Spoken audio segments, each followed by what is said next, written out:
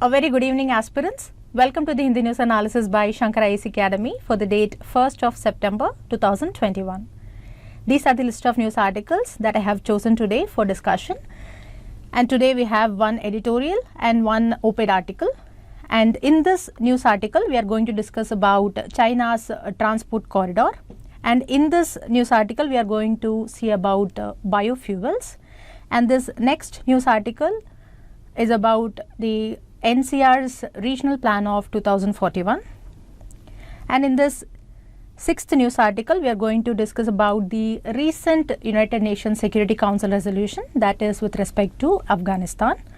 And in this last news article, we are going to discuss about depositories and their significance. Now, along with that, we also have a special session today, which is the comments and clarification session. In this session, I will be clearing 2 of your doubts. So, don't miss this session. And along with that, we have 4 practice questions in the prelims format and 3 practice questions in the mains format. So, with this, now let us move on to the first discussion, which is based on this editorial article. Our first discussion for today is going to be based on this article. It is about democratic deliberations in the modern era of internet. So, taking this opportunity, let us have a brief discussion about democracy and its features, and then we look into the editorial. The syllabus relevant to this discussion is given here for your reference. Remember that this discussion is particularly important for essay writing and also important for the preliminary examination. So, first let us know what is democracy. Democracy as a term is derived from the Greek word demokratia. This word has been coined from 2 terms. One is demos. Demos means people, and the other term is kratos. It means rule. This term was derived in the middle of 5th century BCE. It was derived to denote the political systems that was existing at that time in some Greek city-states, especially the one that was existing in Athens. So what it actually means? See, in simple terms, we can say that democracy is a form of government in which the rulers are elected by the people. But this is just a narrow definition of democracy. But in wider terms, democracy actually means a form of government where the citizenry is powerful. So to understand this, let us see some of the essential features of democracy. The first important feature is effective people participation. So what does it mean? It means that before a policy is adopted or before a policy is rejected, the members of citizenry have the opportunity to make their views about that particular policy to be known to other members. So this means that there should be deliberative decision making. And this could be affected by seeking public opinion. For example, you can see that our governments seek public opinion on certain bills. So for this purpose, government puts the bill in public domain for public opinion. And apart from this, this effective participation of public can also be ensured through direct democratic devices like referendum, plebiscite, etc. So this is the first feature. Now the second inevitable feature of democracy is free, fair and frequent elections. Here note that citizens may participate in such elections both as voters and as candidates. And this is the basic and fundamental feature of democracy. We know that election is the process in which people decide who should rule them and how they should be ruled. And this process that is free of interference, free of corruption is essential to ensure the vibrancy of democracy. But note that not all governments that have elections are democracy. Just because someone or some government holds election doesn't mean that they are a democracy. Because an autocratic government can also hold elections just for namesake, and that doesn't make it a democracy. Remember this fact, it is very important. So this is the second feature. Now comes the third one. It is regarding equality in voting. See, members of citizenry have the opportunity to vote and select the government. So under this feature, it means that all the members may have equal opportunity to vote with minimal exceptions. So this is a part of inclusive democracy. Now the next feature is about informed electorate. It means within a reasonable amount of time, members of citizenry have the opportunity to learn about the policy and also about possible alternative policies and their likely consequences. Now in India, this feature is effectuated through robust media architecture. Apart from this, we also have the Right to Information Act. This helps the citizenry to keep itself informed. And also the judiciary, especially the Supreme Court, has from time to time made it possible that the citizenry is informed. Now, this particular feature is actually closely associated with another feature. It is the independent sources of information. This means that a source of information should not be distorted. Why? Because only information that is not distorted will expose the citizenry to the truth. Now, the next and the most important feature of democracy is inclusion, which means that each and every member of citizenry is entitled to participate in democracy. This is a feature that is against discrimination and it shuns majoritarianism. Now, the next essential feature of democracy is the fundamental rights. We know that in our country, it is defined in our constitution under part 3. Even US also has fundamental rights, which is sanctioned under its Bill of Rights. Now, next important feature is freedom of expression. It means that citizens may express themselves publicly on a broad range of politically relevant subjects, and they can do this without fear of punishment. This is essential in a democracy because only when the ideas are freely circulated, the pros and cons of the ruler can be brought to the knowledge of the ones who are ruled. This in turn will help the citizenry to take an informed decision during the elections or during some direct democratic processes. So these are some of the important and essential features of democracy. So keeping the basics about democracy in mind, now let us look at the essence of this editorial article. See here, author talks about democracy in the internet age. Let us take an example to understand this.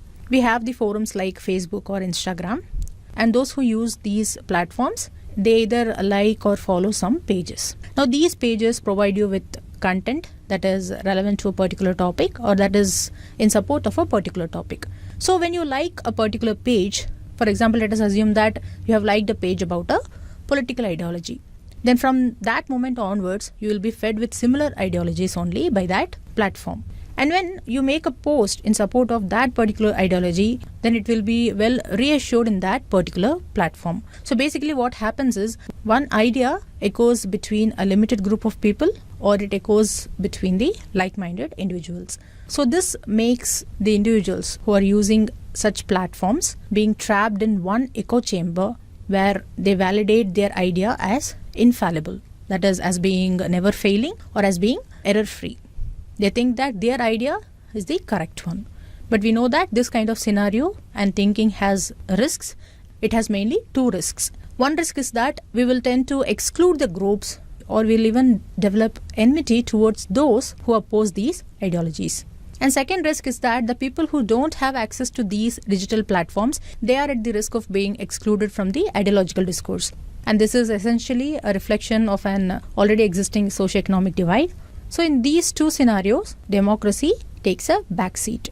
While discussing about the features of democracy, we saw that democracy should have untrammeled flow of information. That is, it should have unrestricted or unhampered flow of information. But in this digital age, it gets distorted in this first scenario. And the second scenario leads to exclusion because there is lack of digital percolation. And that is why, as a conclusion, author has suggested us to learn from history.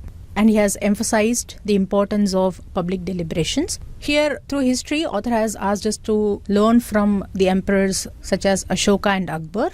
See, in the 1590s, the great Mughal emperor Akbar, he believed in pluralism at that time, and he also believed in the constructive role of public discussions. And he was even making pronouncements throughout India on the need for tolerance, and he was even arranging dialogues between people of different faiths. So on a whole, we can say that he believed in public deliberation. And when we talk about Ashoka, he also believed in the tradition of public discussion. He believed that public discussion should happen without violence or even without animosity. He proposed social deliberations, and we can even find that his belief in public discussion is well reflected in the inscriptions on the pillars that he has placed across India and even outside India. So based on these two emperors, author is suggesting that even when centuries ago, the emperors had untrammeled deliberations that were open to public. So author is suggesting that taking example of these two emperors, we should learn and we should not forget the importance of public deliberations. This will help us to keep the democracy vibrant. So these are some of the points that you can take note from this editorial article. In this discussion, we had a brief discussion about democracy, and we also saw some of the features of democracy. And finally, we discussed about the public deliberations and its importance in the internet era. We saw the examples of Mughal Emperor Akbar and Ashoka. See, all these points will help you in writing a good essay answer. So now let us move on to the next discussion. Now let us take up this news article, which is important from international relations perspective. This news article mentions that a test cargo has arrived at the Chengdu rail port in China. It arrived on August 27th. Now this cargo arrived through the China-Myanmar New Passage. So through this passage, China has apparently tested a railroad transport link or transport corridor, and it is believed that this passage will serve as China's gateway into Indian Ocean. So that is why it becomes important for us to know about this corridor. So in this discussion, first let us understand the areas which is connected by this corridor, and we'll also see the modes of transport. Look at these maps. Follow these maps as I talk. So primarily note that the transport corridor involves a sea road rail link. That is, it involves a sea route, road route and rail route. In other words, all three modes of transportation are involved in this transport corridor. So this makes the route multimodal in nature. Now in this map, you can see Singapore. Now this transport corridor will help China to transport goods from Singapore. Goods from Singapore will reach the Yangon port in Myanmar, and this will be arriving by ship that will be passing through the Andaman Sea. As you know, Andaman Sea is in the northeastern Indian Ocean, or it is in the Bay of Bengal. Now after the goods reach the Yangon port, it will further be transported to the Linkang. This Linkang is situated in the Myanmar-China border. It is situated in the Yunnan province of China. Now from the Yangon, the goods will be transported to Linkang through road. Now next is the link between Linkang and Chengdu. See, Chengdu is a key trade hub in western China, and the new railway line has been constructed to connect the Linkang and Chengdu. So this completes the corridor. So understand that the first link is the waterways, second roadway, and then the newly constructed railway that ends in Chengdu completes this transport corridor of China. So now let us understand why this project is important. See, Indian Ocean is India's backyard, and strategically speaking, it can be said that China now has access to India's backyard through Myanmar after establishing this rail link. And if you look closely, China is actually accessing Indian Ocean through India's friendly neighbor itself. So this is a strategic and a diplomatic setback for India. Why? Because already we have the setback with respect to Gwadar port. As you know, Gwadar port is in Pakistan, and this port opens into the Arabian Sea. And this port was built through Chinese assistance, and this port is also seen as a strategic threat to India because of its vicinity to Indian Ocean. We know that India flaunts maritime invincibility in the Indian Ocean. So the Gwadar port was becoming a strategic threat to India. And now this transport corridor is also becoming a threat, because now another port in Myanmar with Chinese access has become a direct threat to India. Apart from that, India's interest in the Malacca Strait will also get reduced because of this transport corridor. See, Malacca Strait is a major trading route for China. So India has been investing its diplomatic outreach to design a choke point in this Malacca Strait. See, choke points are the strategic narrow passages that connects two larger areas to one another. So India was planning to design a choke point in the Malacca Strait. But now, since China has successfully constructed another trade route, the significance of this choke point could be reduced for India. Apart from this, we can also assume that this new project will become a part of China's ambitious Belt and Road Initiative. And don't forget that India is opposed to China's Belt and Road Initiative. And more importantly, this trade route is expected to become the lifeblood of international trade for both China and Myanmar. For China, it becomes important because it will save a travel time of about 20 days. So this will give a big push to Chinese economy. So basically, we can say that this trade corridor and this rail link has put India at disadvantage. So these aspects are important from mains perspective, because a question can be asked in which you will be asked to analyze the implications of this transport corridor. And the map places which we saw, that is the Gwadar port, Yangon port, these are all important from the prelims perspective. Know that where these ports are located and where these places are located. So with these facts in mind, now let us move to the next discussion. Our next discussion is going to be based on this article. This article talks about a center of excellence in Meghalaya. And the purpose of the center of excellence is that it will act as a one-stop center for natural resources management. So in this regard, the author of this op-ed article has explained the physical geography of Meghalaya and what is the reason for launching this center. So today, let us discuss the physical geography of Meghalaya and the reasons mentioned by the author and also some of the way forwards. The syllabus relevant to this discussion is given here for your reference. See, as you all know, Meghalaya is one of the northeastern state of our country. It borders Assam in its north and east, and in its south and west, it borders Bangladesh. Its capital is the hill town of Shillong. And if you talk about the topography of Meghalaya, note that it is an upland area that was formed when a block detached from the Deccan Plateau. Here the upland area we are talking about is the Garo Hills, Khasi Hills and the Jaintia Hills. And these all belong to the Peninsular Plateau actually, and they were a part of Eastern Ghats. So remember, Garo, Khasi and Jaintia Hills are not the extension of Himalayas. Now among these three, the Khasi Hills and Jaintia Hills, they form the central and eastern part of Meghalaya, and the Garo Hills form the western part of Meghalaya. So many rivers and streams flow out of this plateau and they create a deep, narrow, steep-sided valleys. And among them, the most important river is the Umiam River. This river is the major source of hydroelectric power for Assam and Meghalaya states. And from the cultural perspective, we should note that Meghalaya is predominantly a tribal state and most of its inhabitants are of Tibeto-Burman origin or Mon Khmer origin. For example, the Garos are of Tibeto-Burman origin and the Khasis are of Mon Khmer origin. Now coming to its climate, you should note that Meghalaya is known for its clouds and rainfall. Actually, in the name Meghalaya, Megh literally means clouds in Hindi. And the term Meghalaya means the abode of clouds.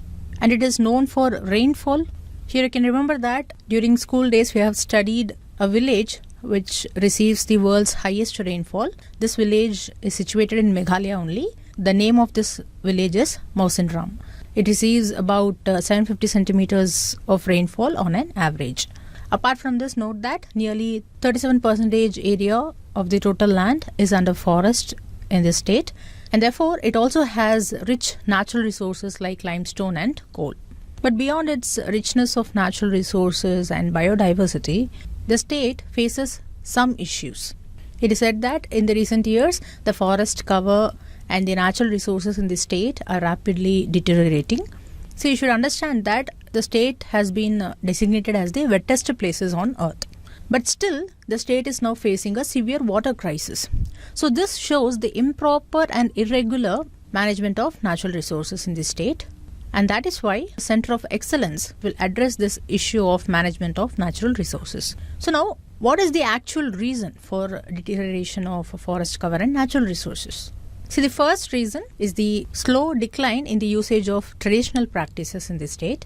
See, as we already saw, Meghalaya is predominantly a tribal state. It is a state where the traditional practices on sustainable use of natural resources, they are passed from one generation to another. For example, many villages have a dedicated part of the forest and they have named these forests as sacred groves. So in these places, the extraction of any kind of forest produce is actually forbidden. In addition to this, they also follow the traditional agricultural system of jhum cultivation. So for a longer period of time, this agricultural system has maintained the forest cover of the region. See, we know that jhum cultivation involves slash and burn of forest patches. But even then, it does not result in large-scale deforestation. Because in this type of cultivation, the forest patches are allowed to recover for a longer period of time. Therefore, in the state at a given time, these forest patches are in various stages of recovery. And this is one of the reasons why in hilly states, jhum cultivation is preferred compared to the permanent conservation of land for rice, fruits and other cash crops. But now the problem is that the indigenous knowledge about these traditional practices has begun to slowly fade away and the current generation is becoming unaware of these practices. So this was the first reason. Now the second issue is the growing population.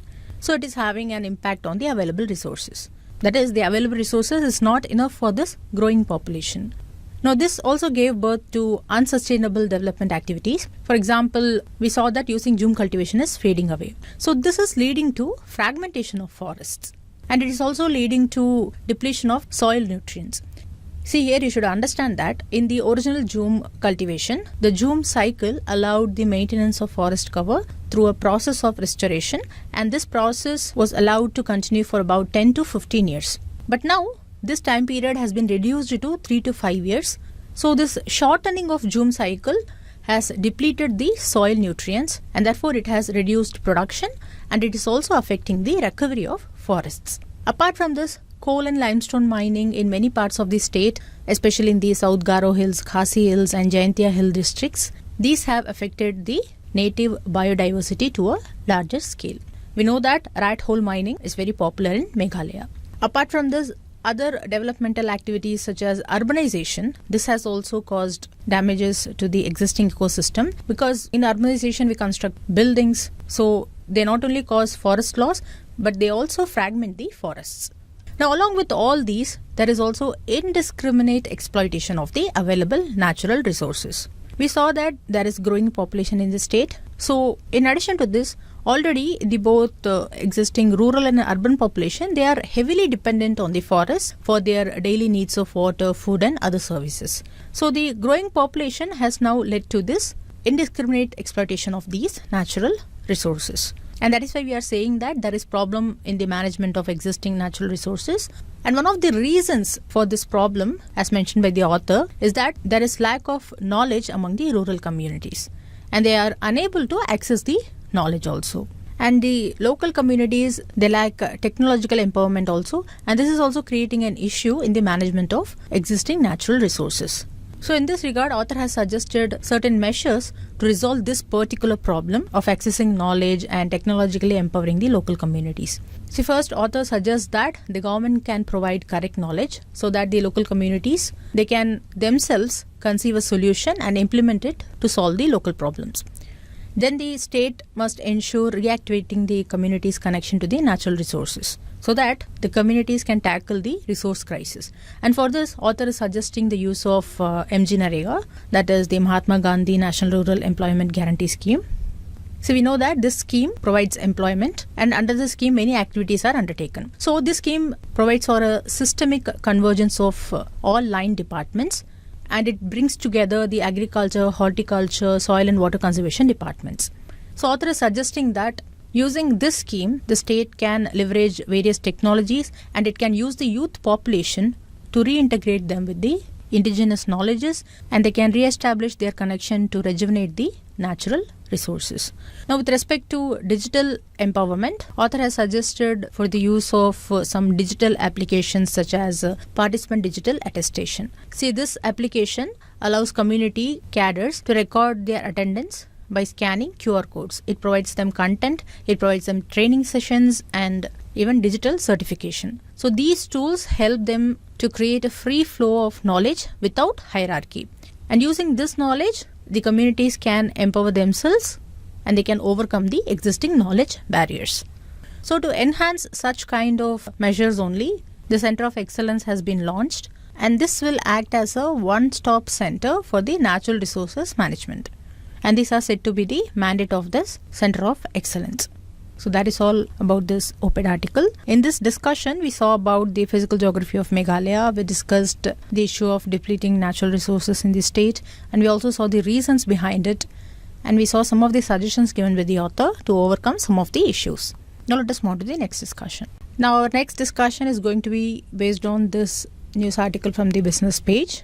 The article reports about a statement made by the Union Minister regarding the use of biofuels. As per this statement, India is going to make a mandatory provision in the next 6 months. The provision is that it will be mandatory for auto manufacturers to offer vehicles that run 100% on biofuels. See, this particular move is going to be mutually beneficial for the consumers as well as for the environment, because this move is not only cost effective but it is also a less polluting source of energy. So in this context, we are going to see about biofuels and their manufacturing. See, this topic is very important because already in 2020 prelims, we had a question on biofuels. So after discussing this news article, we'll discuss this question in the practice questions discussion. So first, what are biofuels? You should understand that any fuel, whether it is liquid or gaseous, that is primarily produced from biomass is termed as a biofuel. What is a biomass? It refers to the plant waste, algae material waste or animal waste.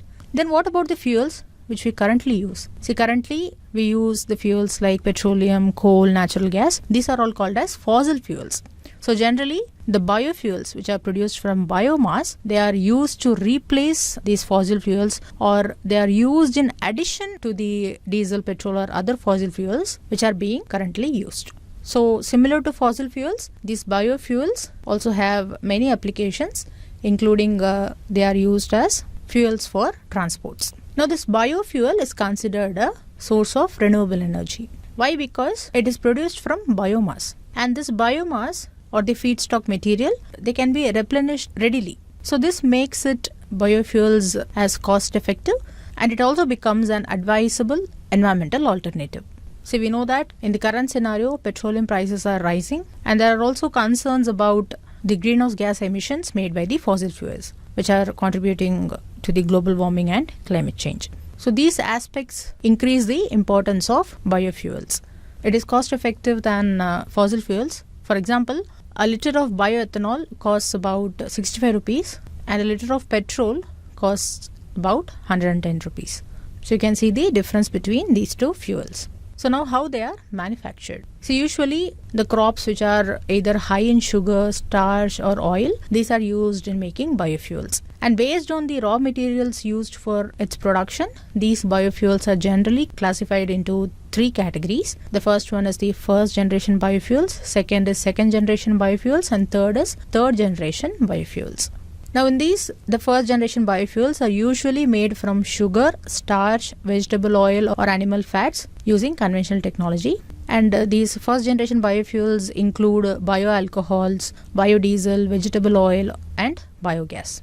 Now next comes the second generation biofuels. These are produced from non-food crops such as like the cellulosic biofuels and the waste biomass. See here, waste biomass refers to the materials like stalks of wheat and corn and even the wood. So the second generation biofuels include some advanced biofuels such as biohydrogen, biomethanol, etc.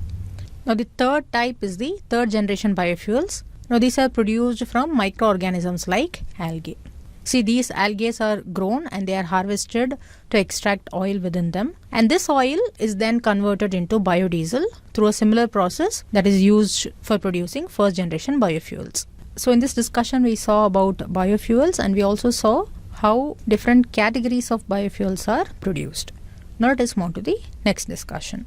Our next discussion is going to be based on this news article which has been taken from the daily edition of Hindu newspaper. This news article reports about the draft regional plan 2041 which has been drafted for the National Capital Region. See, when we say regional plan, it refers to the urban planning strategy, and this strategy focuses on the social, economic and environmental development of a specific area. So this specific area includes the urban areas, rural areas and also the undeveloped areas. And already the National Capital Region, that is the NCR, it has a regional plan. It is the regional plan of 2021. Now the vision of this plan is to develop the entire NCR by promoting economic growth along with balanced development of the region. And now the government has drafted a new regional plan, which is the Regional Plan 2041. It is said that this will amend several environmental safeguards that is currently present in the 2021 regional plan. So this has created fear of possible long-term disastrous implication for the natural conservation zone in the region. Therefore, many criticisms have taken shape because of this. And this news article also discusses such criticism. Now, before discussing those criticisms, let us first briefly understand the natural conservation zone. See, it is a natural area with plantations. This zone serves the crucial function of recharging the groundwater and it maintains the water table. Its major importance is that this natural conservation zone is earmarked for conservation rather than for real estate purposes. And for this purpose only, in these areas, that is in the natural conservation zone areas, construction is allowed only for about 0.5% of the total area. And note that this construction is also allowed only for regional recreational activities, for constructing regional parks or constructing sanctuaries. But when a region is declared as natural conservation area, or zone, then construction for other purposes such as commercial purpose, residential purpose, tourism purposes and other real estate purposes are strictly prohibited. So in this regard, the Regional Plan 2021 respects these features of natural conservation zone, and it also includes major natural features such as extension of Aravalli Ridge that is present from the Rajasthan, Haryana to Delhi. It includes extension of forest areas, then rivers and tributaries of major rivers, sanctuaries, lakes and water bodies, etc. So it provided certain environmental safeguards, but now these safeguards are proposed to be changed by the new draft of 2041.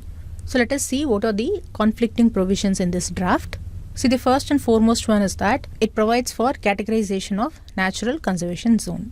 See, even the Regional Plan of 2021 has categorizations. And those categorizations are also continued in this draft plan also, and they will be continued to be conserved. But the problem here is that the draft plan categorizes the natural conservation zones as forest and green cover areas. And among these, the conservation of green cover has been made optional. Now, in addition to this, there is also another main concern, which is that a large portion of the Aravallis is not categorized as forest. That means they are classified under green cover. And just now we saw that conservation of green cover has been made optional in this draft plan. That means the areas or the portion of Aravallis that have been categorized as green cover, they may not be conserved. There will not be any mandatory conservation. So other development and construction activities may take place in these areas. So this is the first major concern. Now another major issue with the draft is that it allows 0.5% of the total area under the natural conservation zone for related compatible development. And it seems that it doesn't mention what does it mean by this compatible development. See, we saw that the 2021 plan allowed regional recreational activities, but with no construction exceeding 0.5% of the area. And even this was to be done with the permission of competent authority. But it seems that the draft has omitted these aspects. And apart from this, several other important provisions with regards to the forest cover and conservation of monuments, conservation of man-made heritage sites and conservation of riverbeds have also been dropped by the draft. For example, the Regional Plan of 2021 directed that the total forest cover has to be 10% of the total area of the region. But now this has been dropped by the draft plan. In addition to this, the 2021 plan had a mandate to keep the water bodies free from any encroachments or development, and now this provision has also been dropped. And that is why it is feared that this draft plan will bring long-term disastrous implication for this natural conservation zone. So that is all about this Regional Plan of 2041 for the National Capital Region. In this discussion, we saw about this plan in brief. We saw what is natural conservation zone, and we also saw some of the contentious provisions in this draft. Now let us move on to the next discussion. Our next discussion is going to be based on this front page article. It talks about the recently adopted UNSC resolution which is related to Afghanistan. See, this resolution condemns the deadly attacks in Afghanistan, and it also addresses the key concerns in the region. On a whole, it insisted on upholding the human rights. So in this context, let us know what are the important points mentioned in this resolution. Before that, you should understand about UN resolutions. See, these resolutions are formal expressions of the opinion or the will of United Nations organs. And we know that the United Nations Security Council has 15 members. And among them, 5 are permanent members. They are called as the P5. It includes China, France, Russia, United Kingdom and USA. And the remaining 10 members are elected by the General Assembly. I know that correctly India is a member, that is India is a non-permanent member. Now when it comes to United Nations Security Council, we should know that the permanent members have certain powers. The first power is that they have the power to veto. This veto power enables them to prevent the adoption of any draft resolution. They can prevent a resolution regardless of the level of international support. Apart from that, the P5 countries, they can also abstain from voting. That is, they can decide not to vote. But abstaining from voting does not affect the adoption of the resolution. So understand that veto is different and abstention is different. So when P5 countries abstain from voting, even then also the draft resolution can be adopted if 9 or more of the 15 council members vote for this resolution. And it will be adopted only if it is not vetoed by any of the P5 members. And now the resolution which we are talking about, that is related to Afghanistan, it also witnessed abstention by the two P5 countries. These are the Russia and China. But around 13 members voted in favor of this resolution. So finally, the resolution was adopted. So what is the crux of this resolution? See, the resolution insisted that Taliban has to keep their focus regarding their commitments on preventing terror groups in Afghanistan. So based on this resolution, now the Afghan territory should not be used to threaten or attack any country, and the territory must not be used as a shelter to train the terrorists. Apart from this, the territory also must not be used to plan or finance terrorist attacks, and then the Taliban must ensure the commitments they made in this regard. The resolution also mentioned the terror outfits individually, that is, it mentioned about the Lashkar-e-Taiba and Jaish-e-Mohammed. Apart from this, the resolution also urged Taliban to assist the safe evacuations of all Afghan nationals who wish to leave the country. So this is the crux of the resolution. Now, if you look at this news article, it also mentions that India is expected to chair the 1988 Sanctions Committee, and it mentions that India will participate in the meeting where decision to extend the mandate of UN assistance mission in Afghanistan will be taken. So let us now see about this 1988 Sanctions Committee and about UNAMA. See, this 1988 Sanctions Committee is also called as the Taliban Sanctions Committee. It was formed through resolution number 1988, and that is why it is named like this, and it was formed in 2011. The purpose of this resolution was to address the concern about the rising levels of violence in Afghanistan, which is caused by Taliban. So these are the listed objectives of this resolution. You can just go through it. Now, talking about UNAMA, that is UN Assistance Mission in Afghanistan. So it is a special political mission of United Nations. It was established to assist the people of Afghanistan in laying the foundation for sustainable peace and development. It was established in 2002 by another resolution of UNSC, and this mission is reviewed annually, and its mandate is altered from time to time to reflect the needs of the country. And this mission can be extended for another year if required. So if there is a question in mains which asks you to, write the measures taken by the international community to address the issues in Taliban, you can mention about these 1988 Sanctions Committee and also about the UNAMA. And don't forget to mention about the recent resolution, which is the headline today. So now with this, now let us move on to the next discussion. Now this news discussion is going to be based on this news article from the business page. The article reports about the International Central Securities Depositories. The news is that Reserve Bank of India has planned to enable international settlement of transactions in government securities. And this will be done through this International Central Securities Depositories.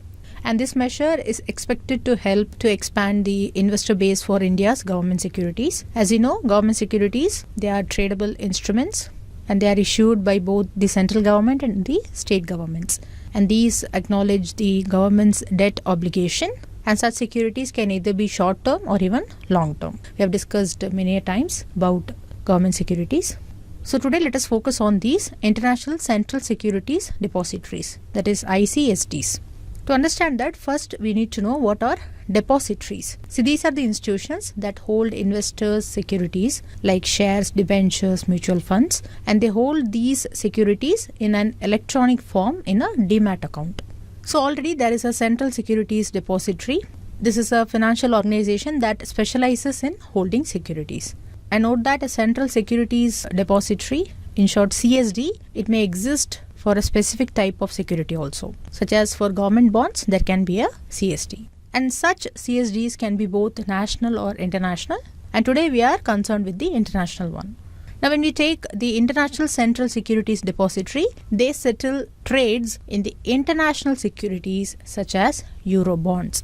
But it is not just limited to that, because many also settle trades in various domestic securities, and they do this through local agents or even directly. So why such ICSDs are important? What is its significance? See, in a depository system, securities are held in depository accounts, and this is more or less similar to holding funds in bank accounts. Now under this, the transfer of ownership of securities is done through simple account transfers. That is, such ICSDs paves way for the ownership to be easily transferred electronically without the need for physical certificates. So this means that brokers and financial companies can hold their securities at a single location for clearing and settlement. And this method also eliminates the risks and hassles that is normally associated with the paperwork. Here you should note that some CSD organizations, they carry out centralized comparison and transaction processing, such as clearing and settlement of securities. So consequently, this leads to lower cost of transactions in the depository environment as compared to the transaction in certificates. So these are some of the points that you need to know about ICSDs. Now let us move to the next discussion. So viewers, with this news article, now we are moving to the next session, which is the comments and clarification session. In this session, I'm going to clarify two of the doubts that were raised in my last discussion that happened on 26th August. I thought that other aspirants would also have had the same doubts while listening to the discussion, and that is why today we have this special session. Now let us see these two doubts one by one. The first doubt is that the viewer has asked that the full form of PAN, which was mentioned in the first topic of tokenization on that day, whether it refers to permanent account number or not. Because on that day, I said that PAN stands for primary account number. So the viewer has asked for clarification regarding this PAN. See, whenever we say PAN number in our country, the only thing we remember is the one that is associated with our transactions using the bank accounts. Now this PAN, the one which I am saying, stands for the permanent account number, as the viewer has correctly said. But this one is different from the one which I discussed on that day, because on that day we discussed about another PAN which is called as primary account number.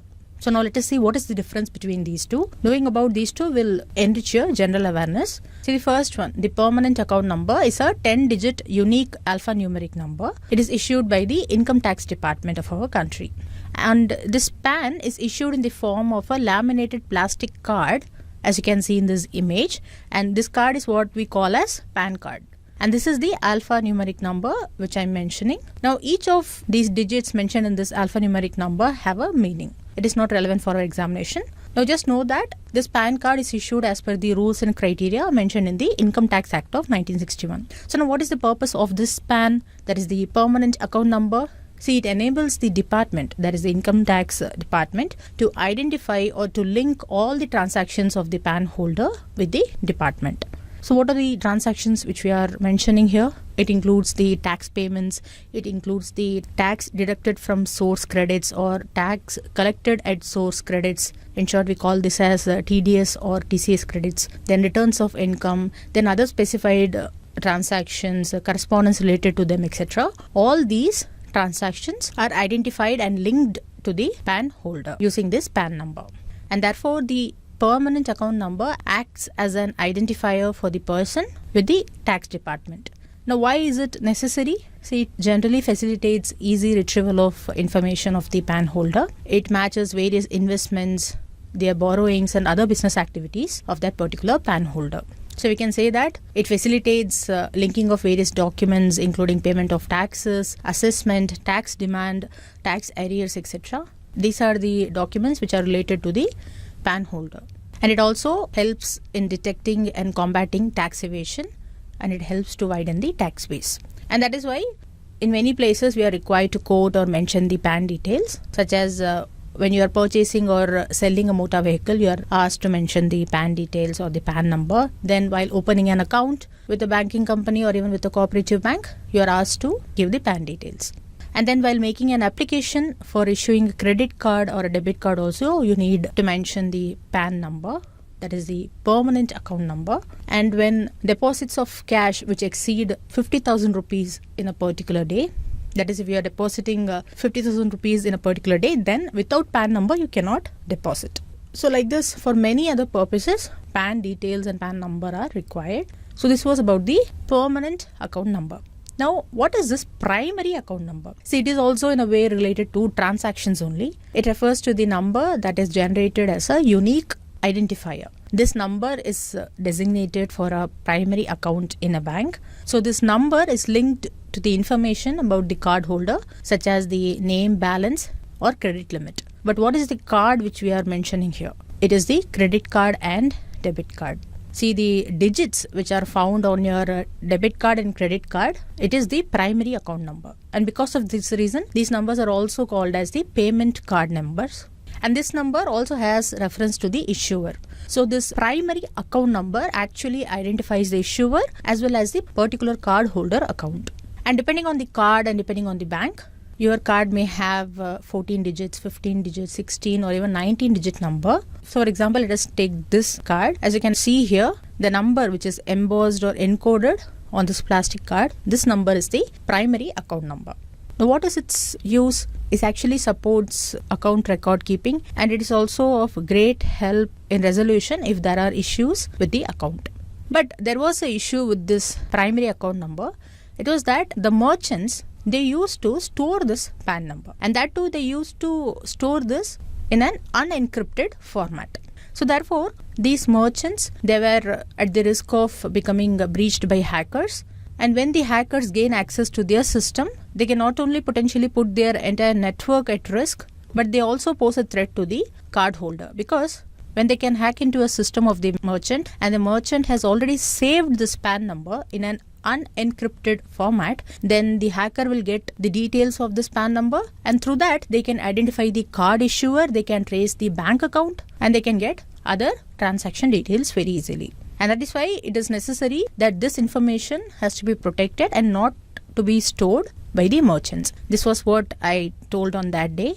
I said that the token requester cannot store the primary account number. So this is the basic difference between the permanent account number and the primary account number. Simply you can understand that if you need a credit card or debit card, you have to give your already registered PAN number, that is the permanent account number. And the credit card which is issued, it has a certain set of numbers. This one is the primary account number. Okay, so this is the difference. Now let us move to the next doubt.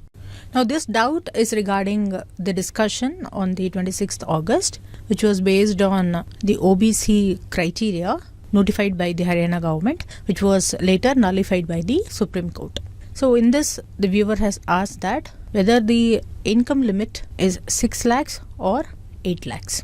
See here, you should not get confused, because the vacancies in civil posts and services that fall under the central government, for that we have the annual income threshold of rupees 8 lakh per year. But some state governments, what they do is through notifications or through legislations, they either relax this criteria or they make this criteria more stringent.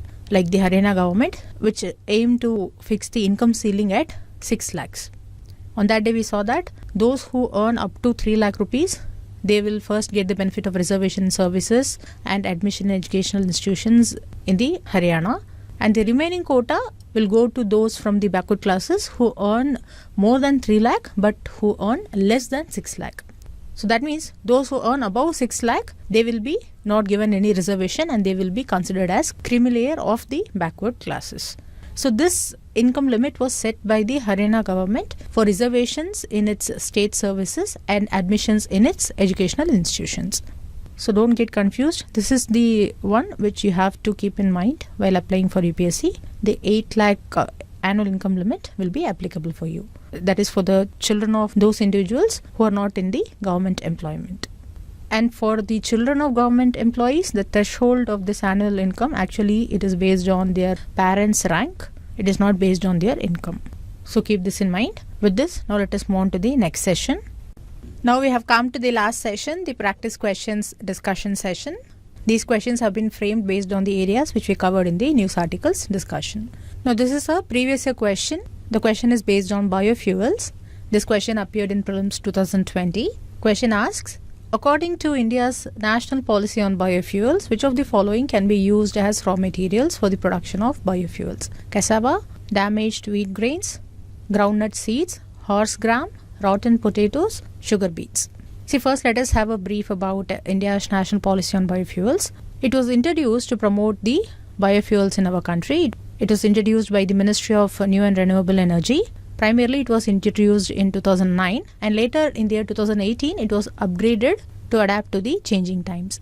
And in its national policy on biofuels, the central government expanded the scope of raw materials for biofuel production. And under this, it allowed use of many products for biofuel production. This included sugarcane juice, sugar containing materials like sugar beet, sweet sorghum, starch containing materials like corn, cassava. Then it also included damaged food grains like wheat, broken rice, etc. Then rotten potatoes unfit for human consumption were also allowed for biofuel production.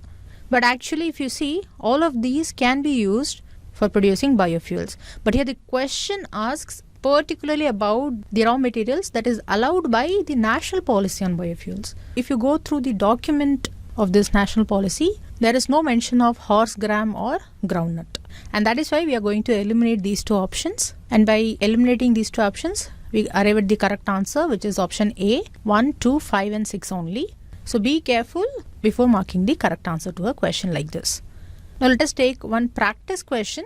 This is a two-statement question. The first statement is, green belts are man-made landscape plantations that primarily have an aesthetic function. See, green belt is an area that is kept in reserve for an open space. It is kept most often around larger cities, and the main purpose behind maintaining these green belts is to protect the land around larger urban centers. They protect these lands from urban spread or urban influence. It has also another purpose of maintaining the designated area for forestry and agriculture, as well as it provides habitat to wildlife. But note that there are differences between a green belt and a natural conservation zone. These two are not interchangeable. It is because green belts are artificial, whereas the national conservation zones are natural. See, these green belts are man-made landscaped plantations that primarily have an aesthetic function. So this makes our first statement as correct. But if you take the national conservation zones, they are natural area that not only has plantations, but it also serves the crucial function of recharging the groundwater, and it maintains the water table. So these both are primarily different, as green belts are artificial and NCZs are natural. And that is why statement 2 is incorrect, because it mentions that green belts are also known as natural conservation zone. Now here the question asks for the correct statement, so the correct answer is option A, 1 only. Now this next question is based on depositories. The question asks, with reference to depositories in India, consider the following statements. First statement, it is an organization that holds securities of investors in electronic form through a registered depository participant. This statement is correct. The securities are held in electronic form and it is held through a registered depository participant. See, these depository participant, they are an agent of depository through which the depository interfaces with the investor and it provides the depository services. So statement 1 is correct. Now statement 2, foreign banks operating in India cannot be registered as a depository participant. Now this statement is incorrect because public financial institutions, scheduled commercial banks, state financial corporations, custodians, stockbrokers, clearing corporations or clearing houses, then NBFCs, and in addition to them, the foreign banks operating in India, they can also be registered as depository participant. But with respect to foreign banks, they have to get approval from the Reserve Bank of India. And that is why statement 2 is incorrect. Now the statement 3, National Securities Depository Limited and Central Depository Services are the depositories in India. Now this statement is correct. These two are the depositories currently functioning in India. And there are certain basic differences between a bank and a depository. Here for your reference, we have given these differences. You can take note of these differences. Now coming to the question asks for the correct statements. Here statement 1 is correct and statement 3 is correct, and that is why the correct answer to this question is option B, 1 and 3 only. Now this next question is based on United Nations Security Council. It is a two-statement question. First statement, all the members of UNSC has veto power. This statement is incorrect. We saw that UNSC has 15 members, 5 are permanent members and 10 are non-permanent members. And permanent members have certain exclusive functions and powers, and one of the important powers is their veto power. And this veto power is not conferred on the non-permanent members. So all the members, this terminology is incorrect, and that is why statement 1 is incorrect. Now the second statement, abstention from voting by P5 countries on the draft resolution will not prevent it from being adopted. We saw in the discussion that abstaining from voting will not prevent draft resolution being adopted, but adoption of a draft resolution can be prevented if one of the P5 countries vetoes the resolution. So this statement is correct, and here the question asks for the incorrect statements, and that is why the correct answer is option A, one only. So viewers, we have another practice question. This question has been framed based on biofuels. Now this question is based on our discussion. So go through this question and try to answer this question. You can post the answer in the comment section, and I will tell you whether your answer is right or not. And along with this, now we have 3 mains questions. If you are willing to write answers, you can write the answers and post them in the comment section for peer review. So viewers, if you like this video, don't forget to like, comment and share, and do subscribe to Shankar IAS Academy YouTube channel for more updates related to civil services preparation. Thank you.